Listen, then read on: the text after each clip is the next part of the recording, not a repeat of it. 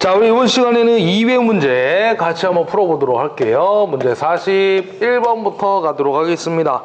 불평형 전압 상태에서 삼성유도전동기를 운전하면 토크와 입력을 물어봤는데, 여러분들 뭐 상식적으로 생각을 해봐도 이거는 해결할 수가 있을 건데요. 실제 불평형이 돼버리면, 운전 중 불평형이 되면 전류는 어떻게 돼 있어요? 전류가 더 커져요. 큰 전류가 흘러가겠죠. 불평형 전류가 흘러가면서 전류가 증가되겠죠. 그리고 토크는 감소가 되겠어요. 그래서 정답은 몇 번? 2번 해서 체크해 주시면 되겠죠. 그래서 불평형 상태가 되면 불평형 전류가 흘러가면서 전류 값은 증가되고, 전류가 증가함으로써 토크 값은 감소가 되겠다. 이렇게 하나 잡아주시면 됩니다. 그 다음에 42번을 보시면 그 속도 관계식 물어봤는데, 거기 K는 상수라고 줬고요. 뭐 전압 줬고, 자속 줬고, 전기자 전류 줬고, 저항값 줬죠. 회전수 N 줬고. 우리 그 회전수 속도 공식이 N은 어떻게 되는 거예요? 기계적인 상수라고 하는 거죠. K에다가 우리 파이분의 2인데, 이를 갖다 우리 쓰게 되면 뭐 분권 전동기라고 했을 때 V-IARA 이렇게 잡을 수가 있겠어요. 그리고 이제 60을 갖다가 곱했을 때 우리 이제 분당 회전수 RPM으로 표현이 되더라는 얘기죠. 여기가 이제 원래 기전력 2인데 역기전력 2 값인데, 분권이나 타여자를 줬을 때는 V-IARA지만 직권 전동기를 줬을 때는 V-IA에 RA 플러스 RS 형태로 들어갑니다. 근데 지금은 주어진 그 값들이 다 V-IARA 또는 V 플러스 IAR이기 때문에 전동기니까는 플러스는 답이 될 수는 없고요. V-IARA로 잡아주시면 될 것 같아요. 그래서 정답은 2번이 되겠고요. 근데 실제 계산 문제 쪽에 나온다 그러면 누가 나오냐면 회전수 N은 해가지고요. K에다가 5분의 V-IA의 RA 플러스 RS, 직권 전동기가 이제 시험에 거의 출제가 된다고 보시면 돼요. 만약에 우리 회전수를 물어보는 문제가 직류기 쪽에서 나온다고 하면 90% 이상 직권 전동기가 나옵니다. 직권 전동기가. 왜 직권 전동기가 나오냐면, 자, 여기 자속파이하고 전기자 전류가 보이실 건데, 우리 직권은 계자와 전기자가 무슨 연결되어 있는 거예요? 직렬로 연결되어 있는 거예요. 그러면 전기자 전류 IA하고요, 계자 전류 IS와 부하 전류와 자속파이는 똑같다라는 거죠. 문제 조건에서 어떻게 하냐면 부하 전류를 갖다가 주어집니다. 예를 들어 10A가 줬다라고 해볼게요. 그러면 자속도 얼마예요? 자속도 10이 되는 거예요. 그리고 전기자 전류도 10이 되는 겁니다. 그러니까 주어진 거는 부하 전류 하나만 줬지만 자속도 10이 되고 전기자 전류도 10이 된다는 얘기죠. 얘네들을 별도로 안 주기 때문에. 그래서 직권 전동기가 이제 90% 이상 출제가 되는 이유가, 요 전류가 일정한 특성을 알고 있느냐 없느냐, 그걸 갖다 여러분들한테 물어보더라는 얘기죠. 그래서 지금은 공식이기 때문에 이게 답이 되겠지만, 실질적인 계산 문제로 들어가면 누가 나온다는 얘기예요? 그렇죠. 직권 전동기가 나올 확률이 훨씬 많다는 겁니다. 그래서 이렇게 해서 2번 체크 하나 해서 보시면 돼요. 그 다음에 이제 43번 요거 답으로 하나 체크하시는데, 우리가 그 원심력 스위치를 보시게 되면요, 코일이 두 개로 나눠져 있죠. 운전 코일과 기동 코일. 그런 다음에 그 단상유도 전동기 내부에 이제 설치되어 있기도 하고요. 그 속도에 일정한 속도에 도달이 되면 기동 건선을 전원으로부터 분리하는 기능을 가지고 있는 스위치를 물어보고 있죠. 이게 바로 이제 원심력 스위치라고 잡아주시면 되겠습니다. 그래서 요거 답은 2번이 되겠고요. 요거 답으로 하나 체크해서 보시고 44번 문제 하나 가도록 할게요. 44번은 보시게 되면 두 대의 단권 변압기를 사용해서 V결선하면 두 대의 자기용량을 물어봤는데, V결선의 밑줄 그시고 자기용량의 밑줄을 그으면 돼요. 단권 변압기가 우리가 이제 그 공식 자체는요, 우리 단권 변압기 원래 이제 승합용 변압기잖아요. 승합용 변압기. 우리 이제 특수 변압기 쪽에서 나오는 놈인데, 세 가지가 있습니다. 세 가지. 첫 번째 이제 기본적으로 나오는 게 우리 Y결선이죠. 이게 이제 얘가 가장 많이 시험에 출제가 됩니다. 그래서 부하 용량분의, 부하 용량이라는 건 말 그대로 부하에 걸리는 용량을 얘기하는 거고요. 그 다음에 이제 위에는 자기 용량이 들어가는 거죠. 우리 자기 용량을 등가 용량이라고도 하고, 변압기 자체 용량, 변압기 용량이라고도 얘기를 합니다. 그래서 요 놈은 공식이 어떻게 되냐면 VH분의 VH 마이너스 VR 이렇게 이제 표현이 되겠어요. 그래서 이 VH는 하이 볼테이지 승합 후의 전압이 되겠고 VL은 로 볼테이지에서 낮은 전압 바로 승합 전 이렇게 얘기할 수가 있겠죠. 두 번째는 그 V결선인데 지금 물어본 게 V결선을 얘기하고 있죠. 그래서 우리 부하 용량분의 자기 용량은 어떻게 될 것이냐라고 했을 때 우리 기본적으로 여기 나오는 얘기가요. 루트 3분의 2가 있다고 그랬죠, 항상. 그래서 요것만 찾으면 답이 된다고 했던 거예요. 그래서 여기서도 마찬가지입니다. 지금 단권 변압기니까 V결선이니까 루트 3분의 2가 있는 걸 찾으시면 돼. 그러면 루트 3분의 2 들어가 있는 건 하나밖에 없어요. 그래서 정답은 2번이 되는 겁니다.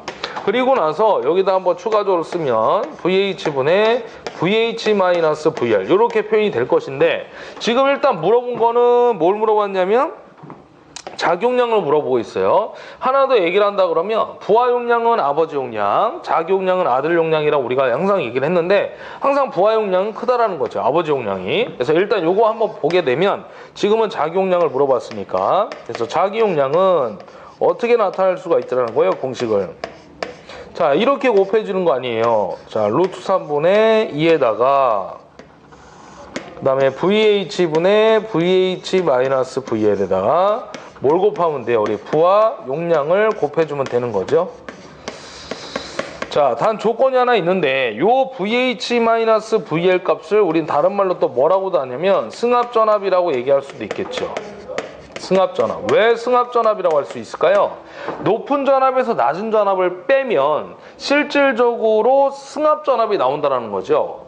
어떤 얘기냐면 예를 들어 이게 3100이에요. 그리고 이게 낮은 전압이 3000이라고 합시다. 그럼 100V죠. 그러면 결론은 뭐야? 그 높은 전압, 승합 후의 전압에서 승합 전의 전압을 뺀 나머지 값은 승합된 전압이 되는 거죠. 승합된 전압. 그래서 이거를 우리가 승합전압이라고 나타낼 수가 있겠습니다. 그래서 2번 보면 루트 3분의 2가 들어가 있고요. 그 다음에 부하 용량 곱해졌죠. 그 다음에 고압측 전압, 하이 볼테이지니까 높은 전압. 그 다음에 VH-VL인데 이렇게 준 게 아니라 뭐라고 줬어요? 승합 전압이라고 줬잖아요. 그래서 높은 고압측 전압분의 승합 전압 잡아주면 되겠죠. 중요한 건 루트 3분의 2만 들어가 있는 놈 찾으면 2만밖에 없다는 얘기죠. 그 다음에 하나 더 할게요. 세 번째가 누구 있냐? 델타 결선이 있죠. 우리 델타 결선 나오면 어떻게 되는 거예요? 부하 용량분의 자기 용량은 이것도 공식이 이제 거의 출제가 된다고 보시면 돼요. 그래서 부하 용량분의 우리 자기 용량은 어떻게 표현이 됩니까? 라고 했을 때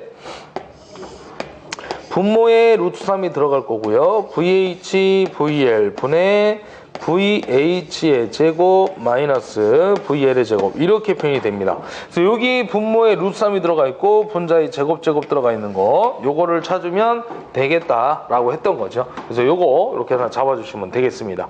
자, 단권 변압기에 대한 내용 정리를 다 했고요. 그다음에 45번 들어가도록 할게요. 45번 문제 보시면 삼성 동기발전기에 동기화 전류가 흐르는 경우는 어느 때인가 물어봤는데 결론은 우리 그 동기발전기에 또 병렬운전 조건이 나온 거죠. 동기발전기의 병렬운전 조건 아까 우리 1회 때도 한번 적어 드렸는데 간단하게 한번 또 적어보죠. 그래서 세 가지 항상 따라오는 거죠. 용량, 다음 또 누가 들어오는 거? 출력, 또 하나가 누구예요? 바로 회전수가 되는 거죠. 자, 키위주고파라고 해가지고 첫 번째 기전력에 뭐가 같은 거예요? 크기가 같아야 된다. 그래서 크기가 같지 않으면 뭐가 발생하는 거예요? 무효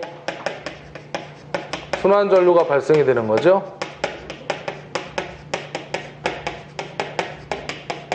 이걸 다른 말로 우린 뭐라고 했어요? 무효 횡류라고도 했었죠. 그래서 우리 크기가 같지 않은 경우는 뭐가 변했기 때문에 그렇다고 그랬어요? 바로 여자전류 변화 때문에 그렇다고 했죠. 여자전류의 변화 때문이다 라고 얘기를 했고요. 두 번째는 기전력에 위상이 같아야 되는데 우리 위상이 같지 않을 때는 뭐가 발생했다고 우리 유효순환전류가 발생되는 거죠.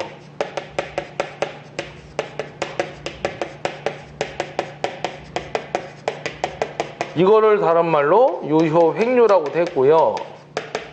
또 뭐라고 돼 있어요? 우리 동기화 전류라고 했던 거죠. 그래서 지금 얘기하고 있는 게 동기화 전류가 발생됐다고 그랬잖아요. 문제 조건에. 그죠? 삼성 동기발전기에 동기화 전류가 흐르는 경우는 어느 때입니까? 우리 위상이 같지 않을 때인데 우리 기전력의 크기가 같지 않은 건 원천이 바로 여자 전류가 변해서 기전력의 크기가 같지 않게 되고 기전력의 크기가 같지 않다 보니까 순환 전류가 그러는데 그때 순환 전류를 무효 순환 전류라고 했던 거죠. 이 위상도 마찬가지예요. 원천이 있습니다. 이 원천이 누구냐면 바로 우리 원동기 있죠? 원동기 출력이 변하면 원동기 출력이 변할 때 바로 뭐예요? 위상차가 발생되고 그때 유효순환 전류가 발생이 되더라 라는 것입니다. 그래서 원동기 출력이 변할 때 정답 4번으로 체크를 해주시면 되는 거예요. 그래서 원동기 출력이 변하면 위상차가 발생되고 순환 전류가 발생이 되겠다. 그때 순환 전류, 유효순환 전류, 동기화 전류라고 얘기를 합니다. 세 번째, 키위 주파수가 같아야 되는 거죠. 그래서 요거 우리 난조가 발생되고 방지법으로는 뭐가 있다고 그랬어요? 아까 얘기했지만 우리 제동건선 들어가는 거죠. 그래서 제동건선의 효과도 좀 보자고 했어요. 우리 앞쪽에 가면 최근 문제로 가면 제동건선의 이 설치 효과 뭐 맞는 거 아닌 거에서 상당히 많이 출제가 됐습니다. 그래서 우리 이거 보시고 우리 아까 여기 빠뜨렸지만 여기 순환전류도 있죠. 여기도 순환전류 있고 뭐 이 무효 순환전류의 크기는 얼마예요? EZS분의 2가 되는 거죠. 2를 기전력에 차라고 했던 거고 그 다음에 동기화 전류나 유효 순환전류의 실제 크기는 얼마냐 그러면 ZS분의 2 사인 2분의 델타. 그래서 두 가지 전력이 또 나오죠. 수전력과 동기화력. 그래서 수전력은 아까도 얘기를 했어요. 이럴 때 EZS분의 2의 제곱에 사인 델타 킬로와트로 부르면 10의 마이너스 3등 잡아주고요. 동기화력 나오면 EZS분의 2의 제곱에 코사인 델타 이렇게 잡는 거죠. 그래서 실제 계산 문제 나오면 그때 가서 한번 풀어보도록 하겠습니다. 자, 그 다음에 네 번째는 뭐예요? 파형이 같아야 된다고 했던 거죠. 그 다음에 마지막 다섯 번째가 상회전 방향이 일치할 것이라고 했던 거죠. 그래서 정답은 몇 번이에요? 원동기 출력이 변할 때 4번 되겠습니다. 동기화 전류가 흐른다는 거죠. 그 다음에 46번 가도록 합시다. 권선형 유도전동기에서 2차 저항을 변화시켜서 속도를 제어할 경우에 최대 토크를 물어봤는데 우리 결론이 이게 누구냐면 비례추이잖아요. 비례추이 그죠? 우리 비례추이 쪽에서 나오는 권선형 유도전동기인데 그 슬립하고 2차 저항은 비례관계라고 그랬잖아요. 그때 뭐예요? 바로 최대 토크는 뭐 항상 일정하다. 그죠? 수없이 나왔던 문제죠. 수없이 나왔던. 또는 뭐예요? 불변이다. 변하지 않는다. 이런 것들이 답이 다 들어가는 거죠. 그래서 앞에서도 무지하게 많이 얘기를 했지만 이 세 가지는 같은 얘기지만 보기의 답이 이렇게 바뀌어서 출제가 된다는 거죠. 그래서 다 답입니다. 그래서 2차 저항이 2배 커지면 슬립도 비례해서 2배 커지는 이 상태를 우리가 비례추이라고 했던 거고요. 그래서 두 개가 동시에 커졌을 때 최대 토크는 항상 일정하다, 불변이다, 변하지 않는다 이렇게 잡아주면 되겠습니다. 또 최대 토크를 물어봤으니까 정답 몇 번이에요? 1번이 되는 거죠. 만약에요 2차 저항이 2배 커졌을 때 뭐 예외인데 제가 적어드릴게요. 만약에 기동 토크를 물어보잖아요. 2차 저항이 증가했을 때 기동 토크가 어떻게 될 것이냐. 이 슬립이 1 상태로 가기 때문에 토크도 증가가 되는 겁니다. 기동 토크 증가. 이때는 변하지 않는다, 불변, 항상 일정한다가 아니에요. 그래서 요거는 증가라고 해야 됩니다. 이거 한 문제 있어요. 우리 기출문제. 대부분은 이제 이게 나오는 거죠. 위에 있는 조건들이. 자, 그 다음에 47번 문제 가도록 합시다. 자, 47번 문제는 변압기 위의 요구 특성이 아닌 거 물어봤는데 우리 절연유 얘기하는 거죠. 그래서 변압기 깡통 안에다가 그 절연유를 집어넣는데 절연유를 집어넣는 이유는 세 가지가 있어서 세 가지. 첫 번째가 누구였냐면 냉각 효과가 되겠고요. 그 다음에 이제 절연 효과, 그 다음에 열방산 효과 이렇게 세 가지를 얘기를 하는 겁니다. 그것도 좀 기억을 하셔야 되고 앞에서 다 얘기를 했던 부분들입니다. 그 다음에 이제 변압기 깡통 안에 이제 절연유를 갖다 집어넣는데 이 절연유에 뭐예요? 구비 조건이 있다는 얘기예요. 아무 기름이나 막 갖다 넣으면 될 수가 없겠죠. 그래서 첫 번째는 뭐가 조건이 갖춰야 되느냐? 이게 가장 중요한데 절연 내력이 커야 되겠죠. 절연 내력이 클 것. 어떤 이제 그 온도나 어떤 그 견딜 수 있는 힘을 갖다 얘기하는 거죠. 그래서 그 견딜 수 있는 능력이 커야 된다. 절연 효과가 커야 된다. 그런 얘기입니다. 두 번째는 뭐예요? 열에 대해서 견딜 수 있는 능력이 커야 된다고 보시면 돼요. 결론은 냉각 효과니까 절연율을 쓰는 이유가. 그다음에 두 번째 뭐 비슷한 얘기인데 점도가 낮아야 되죠. 낮을 것. 그 액체의 끈끈한 정도를 우리가 점도 점성이라고 하는데 얘가 낮을수록 우리가 액체 상태, 높아지면 고체 상태, 굳어지는 상태가 되면 안 됩니다. 항상 액체 상태로서 존재해야 되더라. 세 번째는 뭐예요? 인화점이 불이 붙는 점이라고 하나요? 인화점이 높을 것. 높은 온도에서도 견딜 수 있어야 되더라는 얘기죠. 뭐 130도 이상에서도. 그 다음에 네 번째는 응고점이 낮아야 된다. 어느 점이라고 하나요? 응고점이 낮을 것.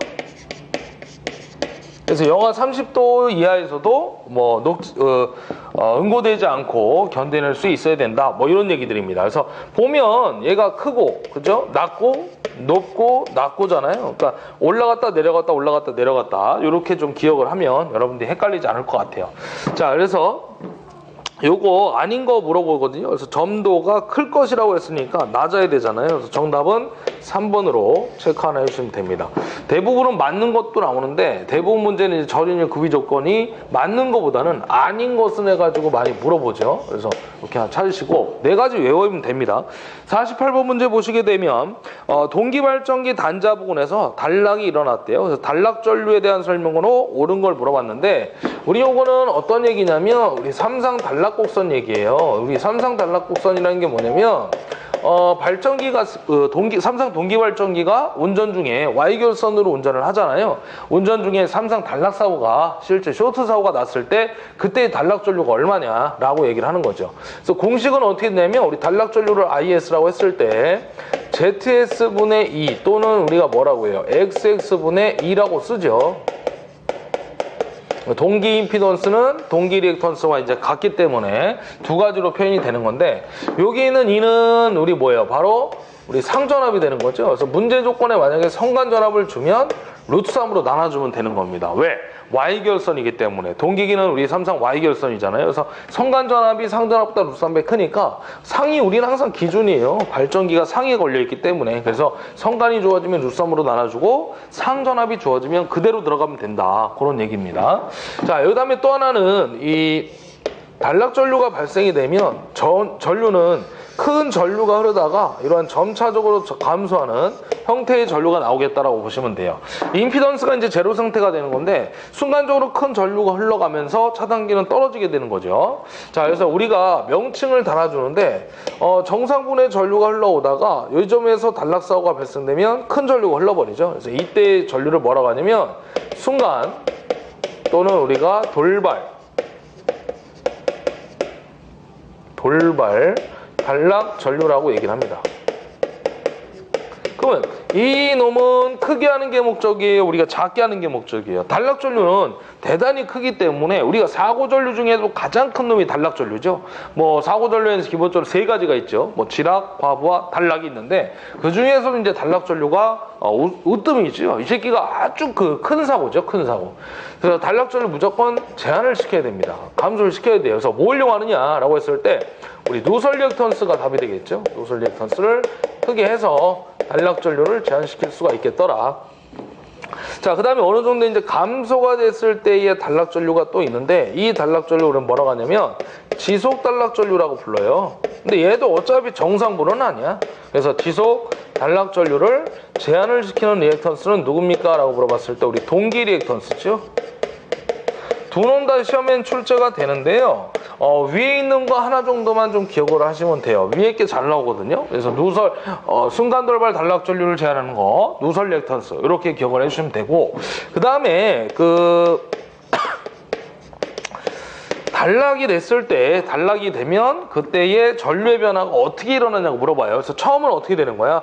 큰 전류가 흐르다가 시간이 지나면서 점차적으로 감소가 되는 형태라고 보시면 됩니다. 그래서 뭐라고 적을 거냐면 처음은 큰 전류이나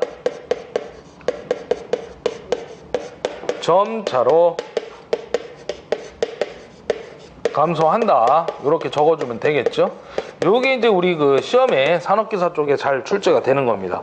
지금 답도 얘죠. 단락전류에 대한 설명을 옳은 거. 처음엔 큰 전류이나 점차적으로 감소한다. 정답 4번으로 체크해 주시면 됩니다. 자, 그 다음에 이제 이어서 49번 문제 가도록 할게요. 기계손에 속하는 걸 물어봤는데 우리 예전에 다 했던 거죠. 우리 직류기의 손실은 크게 봤을 때 두 가지가 있다고 그랬잖아요. 첫 번째 이제 고정손이 있고 요 놈을 우리가 무부하손이라고 한다고 그랬고요. 두 가지로 나눴죠. 두 가지. 그래서 누굽니까? 바로 대표적인 철손. 또 하나가 바로 여기 기계손이죠. 기계 자체에서 발생되는 손실. 그 다음에 이제 누가 있습니까? 가변손이 있죠. 고정손이 있으니까 이제 가변손도 있죠. 변화는. 이건 부하전류에 의해서 변하기 때문에 부하손이라고 했던 거고요. 얘도 마찬가지 두 가지로 쪼개지는 거죠. 그래서 첫 번째 대표적인 놈이 동손. 그 다음에 또 하나가 누구예요? 바로 표유부하손이죠. 그래서 우리 철손은 두 가지로 또 쪼개지잖아요. 문자로 쓸게요. 히스테리시손과 우리 와류손이 들어가는 거죠. 무조건 어떻게 되는 거야? 손실은 감소를 시켜야 되는 거예요. 그래서 우리 뭘 쓰는 거예요? 교소강판 쓴다고 그랬죠? 그때 함유량이 몇 프로를 했습니까? 이거 4%였잖아요. 만약에 보기가 4% 없으면 3.5%를 좀 찍어주자. 그 다음에 와류손 감소는 어떻게 합니까? 우리 성층 철심한다고 그랬죠? 철심을 얇게 포개가지고서 그래서 요거 두께가 얼마? 0.35에서 0.5mm가 된다라고 했던 거죠. 그 다음에 이제 우리 또 하나 기계손에 속하는 건 누구예요? 풍손, 베어링손, 마찰손이 있는데 우리 시험에 나오는 건 하나밖에 없어요. 바로 풍손이 되는 거죠. 지금 물어본 게 얘잖아요. 기계손에 속하는 거 풍손. 그래서 정답 3번으로 체크를 해주시면 되겠고요. 동손은 우리 뭡니까? 바로 i제곱의 r이죠. 크기가. 요거 알아두셔야 돼요. 그래서 요거를 우리가 구리손이라고도 하고 그 2차 저항손 뭐 나오죠. 동손. 그죠? 구리손, 동손, 저항손 이렇게 얘기를 합니다. 저항체에 전류를 인가하면 제곱만큼에 비례해서 발생하는 손실이다 보니까 요 값을 우리가 저항손이다 이렇게 얘기를 합니다. 그 다음에 표유부하손이라는 건 뭐냐? 부하의 얘는 한 문제밖에 없는데 부하의 변화에 따라서 우리 현저하게 변하는 손실을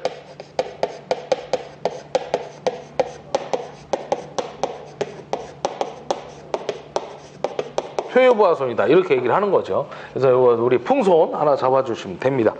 자, 그런 다음에 50번 문제 우리 저쪽에 가서 칠판 좀 정리하고 같이 문제풀이 가도록 할게요.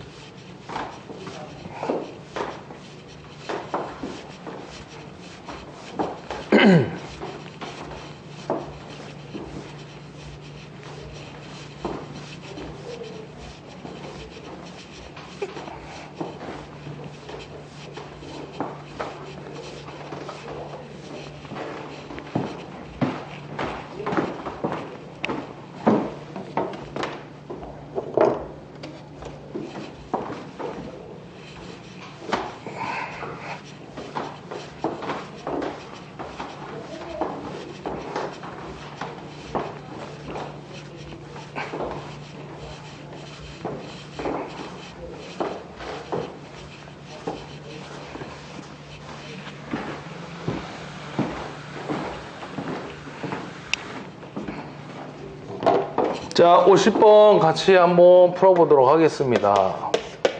자, 50번 보시면 용량이 1000kW고요. 500V 분권 발전기가 있다고 그랬고 회전수가 240rpm입니다. 슬롯수 190에다 밑줄 하나 그시고요. 슬롯 내부의 도체수 6에다가 밑줄 하나 그시면 돼요. 그 두 개를 곱하면 결론은 총도체수가 나온다는 얘기거든요. 극수가 12극이고 자속이 얼마냐고 물어봤는데 전기자정은 0.0060이고 중권에다 밑줄 하나 마찬가지로 그시면 됩니다. 지금 물어본 건 자성을 물어봤죠. 분권 발전기 밑줄 하나 그시고 그럼 우리 분권 발전기 E는 어떻게 되는 거예요? V 플러스 IA의 RA가 되겠죠. 근데 실은 우리가 지금 기전력 공식을 하나 더 써줘야 돼요. 왜 그러냐면 중권 파권을 줬기 때문에 그 권선법이 주어졌을 때 공식이 있죠. 우리 A분의 바로 P자 파이 60분의 N이 되는 겁니다. 그럼 중권이니까 A하고 P가 같잖아요. 병렬권. 그래서 이거 약분시킨 상태에서 자속을 갖다가 물어봤으니까 자속을 이항하면 되는 거예요. 그러면 자 ZN분의 기전력 2에다가 60을 곱해주시면 되는 겁니다. 자, 그러면 한번 집어 넣어볼게요. 자, 일단 주어진 거 한번 넣어봅시다. 총도체 수는 안 줬는데 슬롯이 지금 몇 개냐면요. 구멍수가 되는 거죠. 우리 슬롯수. 이게 이렇게 생긴 놈들이 192개가 있다는 거예요. 이렇게 쭉 가서. 엄청나게 큰 거죠. 크기 자체가. 이 슬롯이 지금 192개라는 겁니다. 이 슬롯은 왜 만든 거예요? 코일을 감아서 집어 넣으려고 우리가 슬롯을 갖다 만드는 거죠. 홈을 갖다가. 그리고 그 슬롯 내부에 도체수가 6이 있다는 거죠. 6. 그러면 이 192개마다 6개의 도체수가 들어가 있다는 얘기죠. 그러면 두 개를 곱하면 전체에 뭐가 나오는 겁니까? 바로 총도체수가 나온다는 얘기예요. 그래서 192 곱하기 6 하고 나오면 됩니다. 총도체수를 안 줬기 때문에 구한 겁니다. 그 다음에 회전수는 240rpm이죠. 그리고 여기다 이제 60을 곱하면 되는데, 문제는 뭐냐면 여기 기전력이죠. 얘를 안 줬다는 얘기죠. 그래서 여기 우리 분권 발전기 공식을 써가지고 쓴 이유가 바로 이 기전력을 구하려고 쓴 거예요. 그럼 V는 얼마예요? V가 500V죠. 500 플러스. 자, IA를 또 안 줬으니까 IA도 구해야 돼요. 분권이니까 어떻게 돼요? I 플러스 IF. V분의 P 플러스 RF분의 V. 이렇게 쓸 수 있겠죠. 발전기 용량 값이니까. 자, 그래서 우리가 그 V 값을 500V라고 했고요. 용량을 줬죠. 1000kW. 그래서 1000 곱하기 10의 3승 기본 단위로 가야 되니까.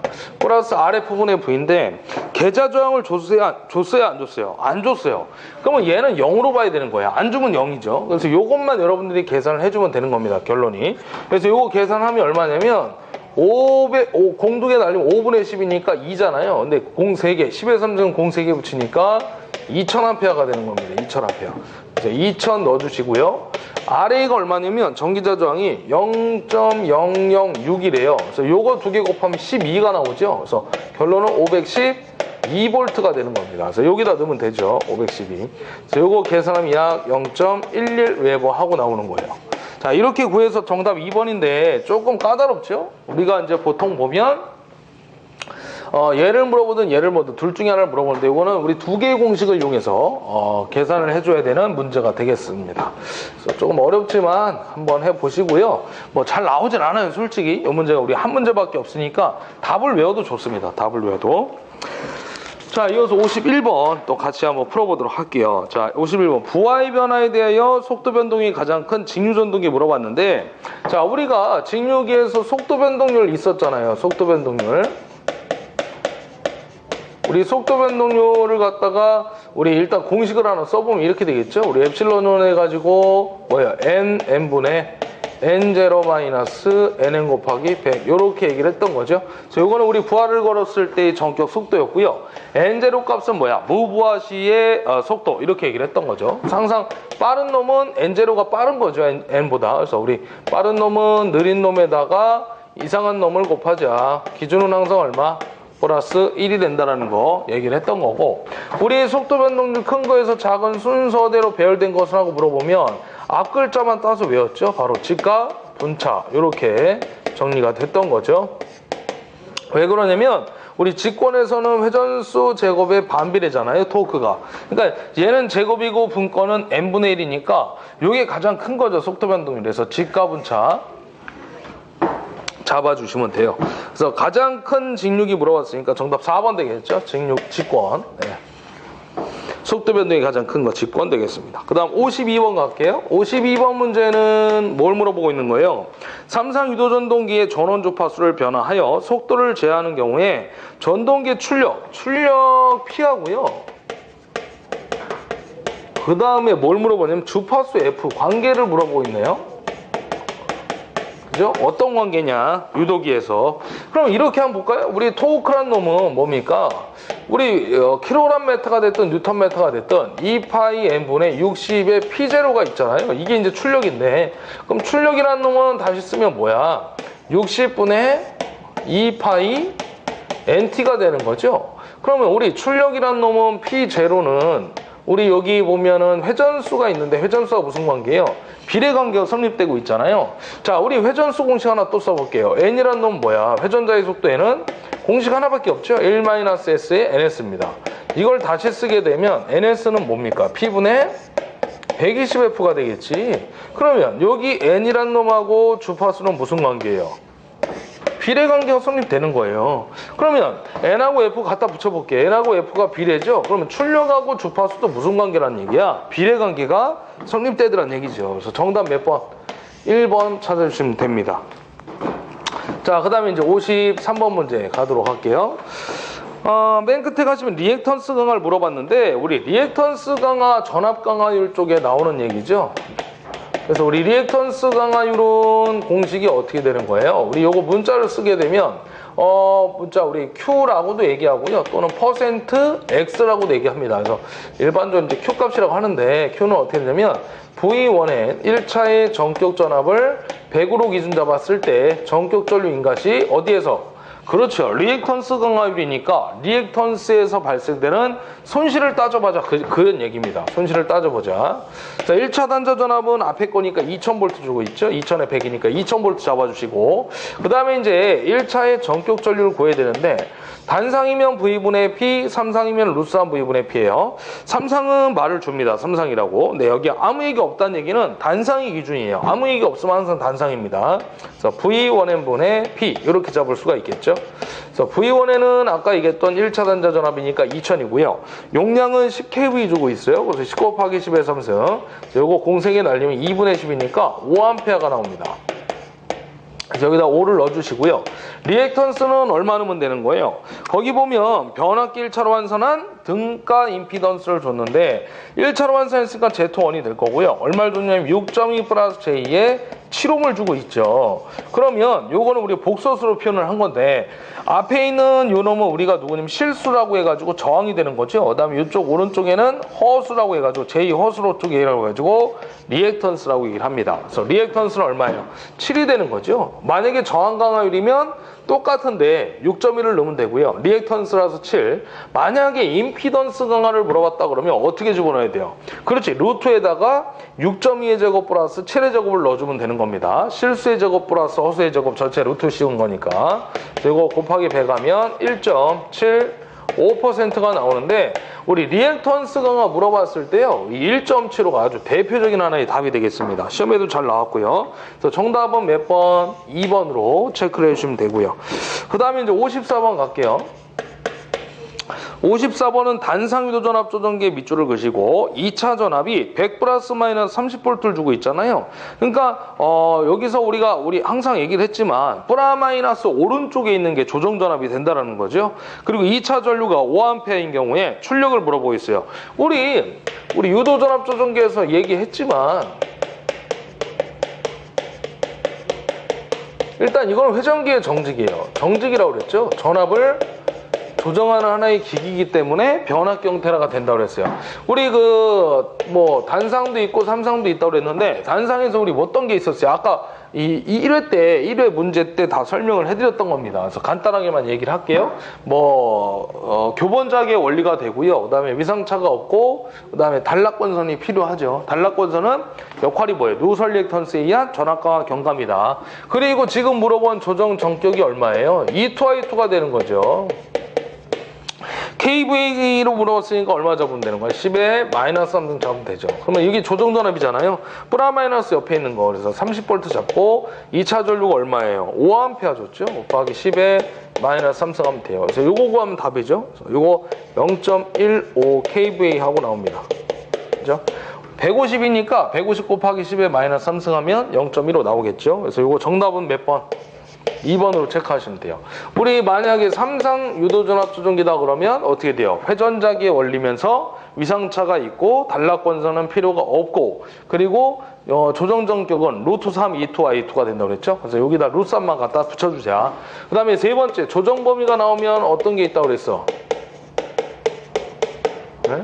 공식 V2는 V1 플러스 E2의 코사인 알파라는 게 있고, 요거 계산 문제가 답이 350V. 그래서 공식 하나 하고 계산 문제 답 하나 기억하자고 그랬죠. 그 다음에 두 번째 뭐예요? 범위 물어보면, 그렇죠, 플라 마이너스가 항상 들어가야 된다고 그랬잖아. 삼상이면 루트 3까지 들어가고요. 그래서 이렇게 정리를 해 놓으시면 되는 거죠. 그 다음에 이제 55번 들어가도록 하겠습니다. 55번은 그 4극이 60Hz 삼성 동기발전기가 있다고 그랬고요. 주변 속도, 회전자의 주변 속도를 240m/s로 하려면 회전자의 지름은 얼마로 합니까? 물어보고 있어요. 그래서 우리 동기기에서의 그 회전자는 누구예요? 계자가 회전자죠. 직류기는 전기자고. 그래서 회전계자형이라고 하는데 그 계자가 회전할 때 주변 속도 V는 어떻게 됩니까?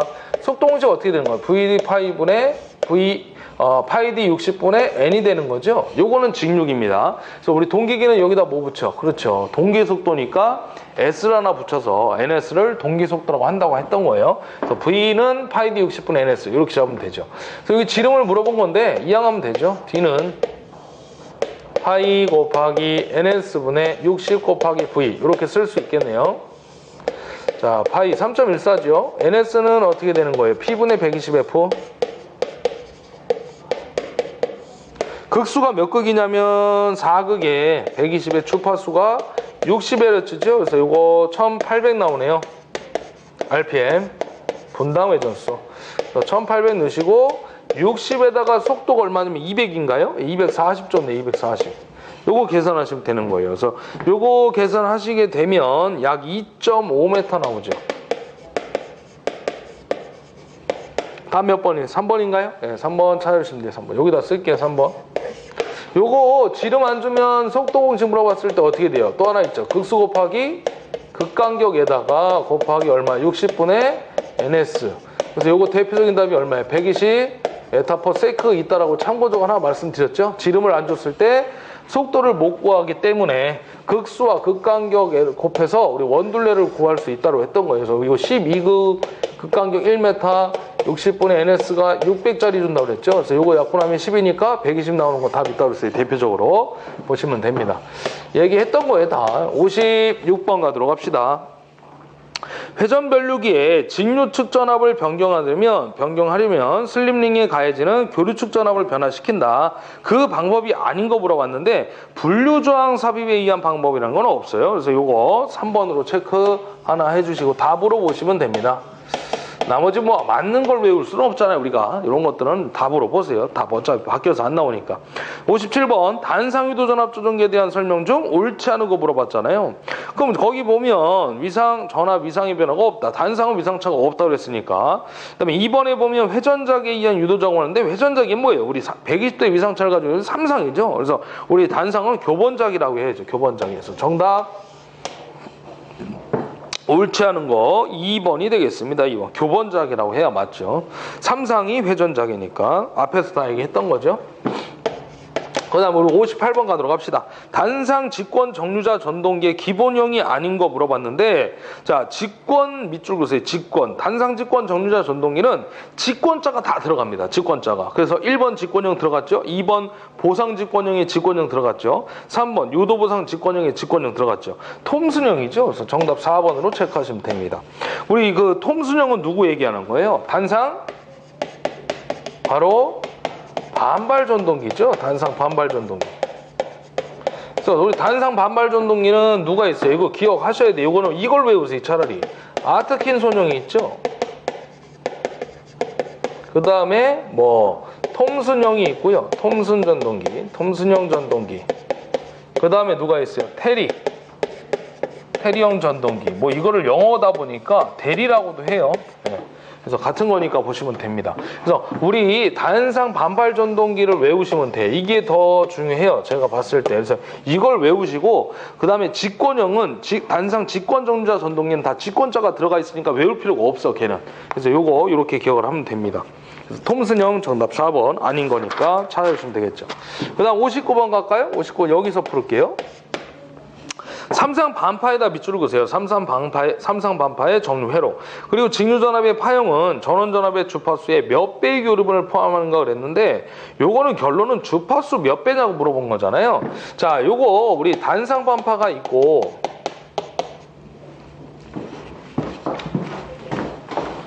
자 적어 드릴게요. 항상 기본인데요. 단상 우리 반파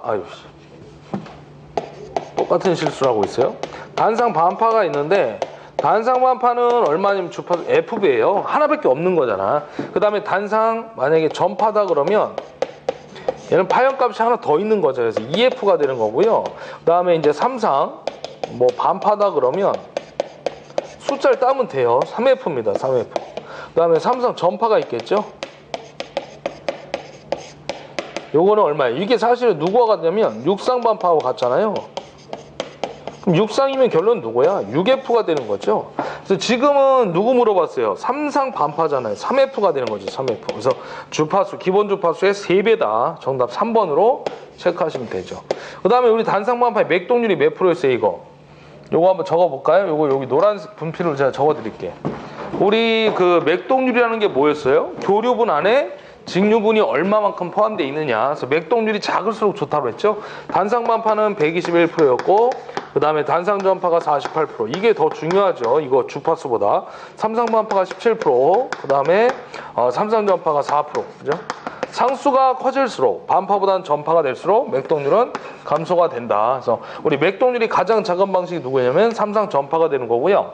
또 가장 출력값을 내는 게 출력이 크다는 얘기는 뭐야? 맥동률이 작아지기 때문에 출력이 커지는 거죠. 출력이 크다는 얘기는 직류값이 커진다는 얘기죠. 그래서 우리 삼상 전파가 맥동률도 가장 작고 출력값을 가장 큰 출력값을 갖는다. 이렇게 기억을 해놓으시면 되는 겁니다. 여기서 하나 더 나온다면 누가 나오는 거예요? 바로 이게 나오는 거죠. 교류분의 전압. 앞에서 몇 번을 했잖아요. 우리 교류분의 전압은 어떻게 구하는 거예요? 맥동률에다가 곱하기 직류분의 전압 곱하는 거죠. 그죠? 이걸 우리가 부하전압이라고도 했잖아요. 그래서 2개 곱하면 답. 9구단 문제 있죠. 60번 가도록 합시다. 마지막 문제 60번. 동기전동기에서 난조를 일으키는 원인이 아닌 거 물어봤는데 이것도 답으로 보세요. 좀 답으로. 자, 우리는 이제 네 가지가 있어요. 뭐 조속기 감도가 지나치게 예민할 때, 그 다음에 원동기 토크에 고조파가 포함될 때, 그 다음에 그 전기자 회로의 저항이 상당히 클 때, 그 다음에 부하가 맥동할 때, 뭐 이런 것들이 되는 거죠. 그래서 원인이 아닌 거 물어봤는데 회전자의 그 관성이 적다. 이거 맞는 얘기고요. 그 다음에 토크 고조파를 포함한 경우 맞고 전기자회로 저항이 클 때, 그 다음에 조속기 감도가 예민할 때 다 맞는 얘기입니다. 그래서 이때 당시 이제 우리 지금 2009년도 문제 풀고 있는데 이 60번 문제가 실제 나왔을 때 정답이 없었어요.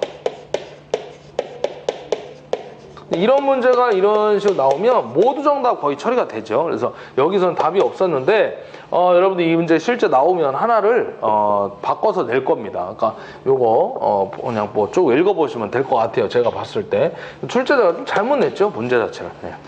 자, 여기까지 해서 20문제 풀어봤고요. 다음 시간에 우리 또 같이 3회 문제에서 만나 뵙도록 하겠습니다. 수고하셨습니다.